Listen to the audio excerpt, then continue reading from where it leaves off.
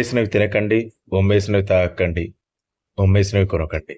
దేవీ దేవతలకి కేవలం హిందువుల దగ్గర కొన్నవి మాత్రమే, చేసినవి మాత్రమే పెట్టండి. Saffron turtle.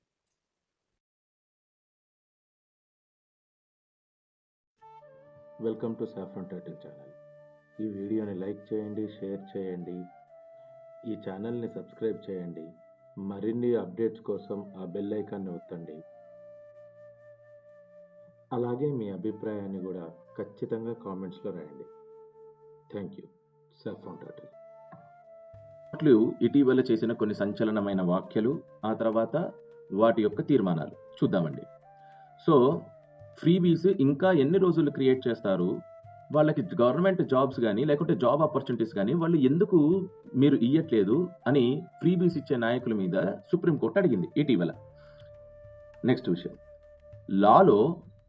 లాలో ఏమని రాసుంది అని అంటే, ఒక డెమోక్రటిక్గా ఒక కంట్రీ నడవాలంటే మెజారిటీగా ఎవరైతే గనక ఉన్నారో వాళ్ళని హ్యాపీ చేయడమే లా యొక్క ప్రథమ లక్ష్యం అయి ఉండాలి అని అన్నాడు. ఎవరు? అలహాబాద్ హైకోర్టు. దాన్ని సుప్రీంకోర్టు పరిధిలోకి తీసుకొని ఆయన కామెంట్స్ని మేము విశ్లేషిస్తున్నాము అని అన్నది. అంటే తర్వాత ఈ హైకోర్టు జడ్జి మీద ఇంకేమన్నా ఎలిగేషన్స్ వస్తే కనుక ఈయన మీద సుప్రీంకోర్టు చెయ్యి ఉండకుండా చూసుకుంటుంది. లేకపోతే నువ్వు ఈ మాట అన్నావు, నువ్వు ఒక హేటర్ వనో లేకుంటే నువ్వు జడ్జి అయ్యుండి నువ్వు ఒక సంఘానికి నువ్వు అపీస్మెంట్ చేస్తున్నావనో ఏదో ఒక ఎలిగేషన్ వేయడానికి అని అనుకుంటున్నాను. రిజర్వేషన్ క్యాస్ట్ బేసిస్ మీద మాత్రమే ఉంటుంది కానీ రిలీజియన్ బేసిస్ మీద ఉండదు అని సుప్రీంకోర్టు వెస్ట్ బెంగాల్ ఓబీసీ కేసుని మార్చేసింది, అంటే తీసేసింది. వెస్ట్ బెంగాల్ ఓబీసీ కేసులో ఎంతో మంది ముస్లింలని కేవలము ఓబీసీగా చూపించడానికి ప్రయత్నించారు. సుప్రీంకోర్టు ఏదైతే సర్వేస్ జరుగుతున్నాయో, టెంపుల్స్ ఉన్నాయా లేదా అని ప్లేసెస్ ఆఫ్ వర్షిప్లో ఉన్నాయా లేవా అని చెప్పేసి సర్వేస్ చేయడానికి పాస్ పెట్టిందండి ఒకటి. అంటే ఇక సెంటర్ ఒకవేళ కనుక రిప్లై ఇచ్చేంత వరకు ఎవ్వరు ఏ సర్వే చెప్పడానికి వీల్లేదు, పెట్టడానికి వీల్లేదు.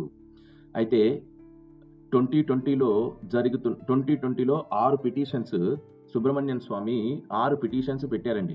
6 పిటిషన్స్ని ఇప్పుడు ఆపేశారు. 2020లో పెట్టిన దాన్ని ఇప్పుడు ఎందుకు ఆపేయడం? దీనికి కారణం ఏంటి అని అంటే, ప్లేసెస్ ఆఫ్ వర్షిప్ యాక్ట్ ఉంది. ఆగస్టు 15, 1947 నుంచి ఏవైతే గనక ఉన్నాయో ప్లేసెస్ అవి అలానే ఉంచాలి, కేవలం రామ్ మందిరం తప్ప అని వీళ్ళు ప్లేసెస్ ఆఫ్ వర్షిప్ యాక్ట్ని తీసుకొని వచ్చారు. ప్లేసెస్ ఆఫ్ వర్షిప్ యాక్ట్ని ఎలా తీసుకొని వస్తారు? అక్కడ 1947లో ఒకవేళ మస్జిద్ ఉంటే మస్జిదే, చర్చ్ ఉంటే చర్చే. ఆ తర్వాత నుంచి దానికి యొక్క ఇది మార్చడానికి వీల్లేదు. కానీ nature of worship, nature of place, ఆ ప్లేస్లో ఒకవేళ గనక ఏ నేచర్ ఉంది, దాని కింద ఒకవేళ గనక నేచర్ హిందూ టెంపుల్ యొక్క నేచర్ ఉంటే అది హిందువులకి ఇచ్చేయాలి అని కూడా మనం ఇందులో ఒక లాలో, ఆ యాక్ట్లో లొసుగు ఎతకచ్చు. కానీ ఏం చేసింది, ఇట్లా లొసుగు ఎతుకుతున్నారమ్మా అని చెప్పేసి వెంటనే ప్లేసెస్ ఆఫ్ వర్షిప్ యాక్ట్ ప్రకారంగా మీరు అన్ని సర్వీసులు ఆపేయాలి అని చెప్పేసేసింది. అట్లెట్లా కుదురుతుంది? అంటే మీరు మైనారిటీల కోసం, హిందువులని అణగదొక్కడం కోసం, వాళ్ళ విశ్వాసాలని అణగదొక్కడం కోసం మీరు లాలో ఒకవేళ మీరు క్రియేట్ చేసుకున్న లాలో కూడా ఒకవేళ గనక అడ్డం వస్తే ఆ లాని కూడా ఆపేస్తున్నారు మీరు. అంటే కేవలం హిందువులు బాధపడే లాస్ ఉంటే గనక అవి జరుగుతూ ఉంటాయి. ఒకవేళ గనక నిజంగా ఇది హిందూ ప్లేసే అంటే మాత్రం మీరు దాన్ని ఆపేస్తారు, సర్వేలు ఆపేస్తారు. ఇంత అన్యాయంగా ఒక కోర్టు ఉండడం అనేది, కేవలం ఒక వర్గానికి సపోర్ట్ చేయడం, కేవలం ఒక వర్గాన్ని తొక్కడం అనేది ఏ దేశంలో జరుగుతుందో తెలియదు. పైగా మెజారిటీ ఎక్కడైతే ఉంటుందో అక్కడ మాక్సిమం మెజారిటీ వైపు గవర్నమెంట్ ఉండడానికి ట్రై చేస్తుంది. కోర్టులన్నీ మెజారిటీ వైపు ఉండడానికి ట్రై చేస్తాయి. కానీ ఇండియాలో మెజారిటీ వైపు ఉండకూడదు అని ఇంత బలంగా కొన్ని ఇన్స్టిట్యూషన్స్, అది కూడా హయ్యర్ ఆర్డర్ ఇన్స్టిట్యూషన్స్ అనుకుంటున్నాయంటే there is very big problem in India. అది హిందువుల్లో ప్రాబ్లమా లేకపోతే నైతికంగానే ఆ ఇన్స్టిట్యూషన్స్లో ప్రాబ్లమా? మళ్ళా ఆలోచించుకోవాల్సిన అవసరం ఉంది హిందువులకు అందరికీ. లోయర్ కోర్ట్స్ ఎవ్వరు ఇది వినకూడదు, ఇట్లాంటి ఈ ప్లేసెస్ ఆఫ్ వర్షిప్ గురించి ఏ సర్వేలు వచ్చినా కానీ మీరు మాట్లాడకూడదు అని సుప్రీంకోర్టు చెప్పేసింది. ఒకటే ఒక కళాఖండికి చెప్పేసింది. మీరు పాస్ చేసిన లా, అప్పుడు ప్రభుత్వం బీజేపీ ప్రభుత్వం కూడా లేదు. ప్లేసెస్ ఆఫ్ వర్షిప్ యాక్ట్ వచ్చింది కేవలం కాంగ్రెస్ ఉన్న ప్రభుత్వంలోనే, అది లెఫ్టిస్ట్ ప్రభుత్వమే. ఆ యాక్ట్ ప్రకారంగానే మేము వాటి మీద కేసెస్ ఫైల్ చేస్తే ఎందుకు తీసేస్తున్నారు? అదేదో మరి డైరెక్ట్‌గా ఆ కాన్స్టిట్యూషన్‌లో ఇవన్నీ రాసే ఇవన్నీ ఇన్ని లాలు ఇవన్నీ ఎందుకండి? హిందువులు ఎక్కడైతే ఉంటారో ఆ హిందువుల మీద మేము అన్ని రకాలుగా మాకు కుదిరిన ప్రతి ఒక్క సాయశక్తుల్లో హిందూ వర్గాన్ని అణగదొక్కుతామని కాన్స్టిట్యూషన్‌లో రాసుకోండి ఆ ఒక్క పదం. ఆ ఒక్క పదం రాసేసుకొని మిగిలిందంతా పక్కన పడేసేయండి. మాకెందుకు ఈ గోలంతా? పెద్ద పెద్ద ఉపన్యాసాలు రాస్తారు. చివరి మీనింగ్ ఇదేగా వచ్చేది. నెక్స్ట్ ఆప్ వాళ్ళ యొక్క ఎలక్షన్స్ గెలవడానికి అని చెప్పేసేసి చాలా జిమ్నాస్టిక్స్ చేస్తున్నారండి. ఫస్ట్ ఏంటి అనంటే ఒకవేళ గనక ఆప్ విన్ అయితే రాంగ్‌గా మీరు వాటర్ బిల్స్ ఏవేవైతే వచ్చాయో అంటే కొంతమందికి వాటర్ బిల్స్ 300, 200 రావాల్సింది కూడా 1500, 2000 అలా వచ్చాయంట. మాక్సిమం హిందువులకు వచ్చుండుంటాయి. కాబట్టి అవన్నీ మేము తీసేస్తాము. ఎప్పుడు తీసేస్తాడట? మళ్ళా ఈయన ఎలక్ట్ అయితే. అసలు నీ ప్రభుత్వమే కదా ఈ వాటర్ బిల్లులన్నీ పంపించేది. తప్పుడు వాటర్ బిల్లులు మీరెందుకు పంపించారు అసలు? మరి ఒకవేళ గనక మీరు తీసేస్తాము అనంటే? తీసేయకండి. ఉంచండి. మాకు ఓట్లేయొద్దు అని అడగండి. మాకు ఓట్లేయొద్దు. మేము అన్ని అబద్ధాలు చెప్పే గవర్నమెంట్ అని చెప్పండి. ఆ తర్వాత 10 లక్షల ఇన్సూరెన్స్ ఆటో డ్రైవర్లకి పంపిస్తాను అని అన్నాడు. అంటే ఇది కూడా ఫ్రీ పథకమే. ఎవరైతే యాక్సిడెంట్స్ అయితాయో వాళ్ళకి 10 లాక్ ఇన్సూరెన్స్ ఇప్పిస్తాను ఢిల్లీ ఆటో డ్రైవర్స్‌కి. మళ్ళా వీళ్ళ ఓట్లు కావాలి ఆటో డ్రైవర్ల ఓట్లు.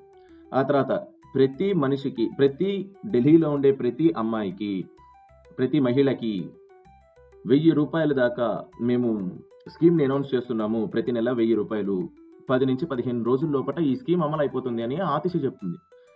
అంటే మరి అది 10, 15 రోజుల్లో ఇప్పుడు ఎలక్షన్స్ ముందులో ఎందుకు మీరు రిలీజ్ చేశారు? మీరు రాంగనే ఆ ₹1000 పథకం ఏదుందో ఎందుకు రిలీజ్ చేయలేదు? ఇప్పుడు ఎలక్షన్స్ గుర్తొచ్చాయని చెప్పేసి ఇప్పుడు ఎలక్షన్స్ ముందు చేస్తున్నారా ఇవన్నీ?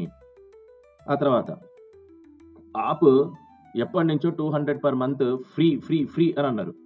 50% సబ్సిడీ 200 నుంచి 400 యూనిట్లు ఖర్చు చేసే వాళ్ళకి 200 నుంచి 400 ఖర్చు చేసే యూనిట్లు ఖర్చు చేసే వాళ్ళు పేదలు అయ్యి ఉండరు.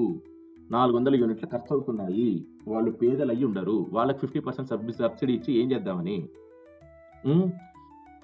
అది పోంగా ఇంతకు ముందు మనం ₹1000 గురించి చెప్పుకున్నాం కదా! ఆ ₹1000 కాస్త ₹2100 మారుస్తానని చెప్తున్నాడు అరవింద్ కేజ్రీవాల్. ఎప్పుడట ఇది? మళ్ళా ఢిల్లీలో ఆయన విన్ అయితే. అంటే ఫ్రీ పథకాలు ఎన్నైనా ఇచ్చుడే ఇచ్చుడు. ఫ్రీ. మీరు ఫ్రీలకు ఆశపడితే హిందువులు మీరు మీ బొందను మీరే దవ్వుకొని అందులో పడుకోండి. ఫ్రీ పథకాలు మాత్రమే అనుకుంటే ముఖ్యంగా హిందువులకు చెప్తున్నాను. ఫ్రీ పథకాలు వైపుకి పోయి మీరు ఓట్లు వేస్తే ఈ ఫ్రీ గాళ్ళకి మీరు కేవలం గుంట తవ్వి పడుకోండి. అందులో గుంట తవ్వి మీ మీద కప్పేసుకొని పండుకోండి. ఎందుకనంటే వీళ్ళైనా మీకు మీరైనా ఒకవేళ గనక గుంట తవ్వి పడుకుంటే కొద్ది గొప్ప బాధ అనుభవించి చనిపోతారు. వీళ్ళ సంతతి పెరిగి కొన్ని జాతుల సంతతి పెరిగి వాళ్ళు ఒకవేళ గనక మీ మీదకి వస్తే మీకు ఆ సుఖం కూడా ఉండదు. చచ్చిపోవడం కూడా మీరు చాలా పెయిన్ఫుల్‌గా చచ్చిపోతారు. అది గుర్తుపెట్టుకోండి. కాబట్టి బతికుండాలంటే ఆప్ గవర్నమెంట్‌కి ఓట్లేయకండి. ఆప్ welcome to saffron title channel. ఈ వీడియోని లైక్ చేయండి, షేర్ చేయండి. ఈ ఛానల్ని సబ్స్క్రైబ్ చేయండి.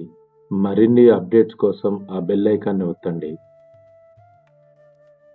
అలాగే మీ అభిప్రాయాన్ని కూడా ఖచ్చితంగా కామెంట్స్‌లో రాయండి. Thank you. Saffron title.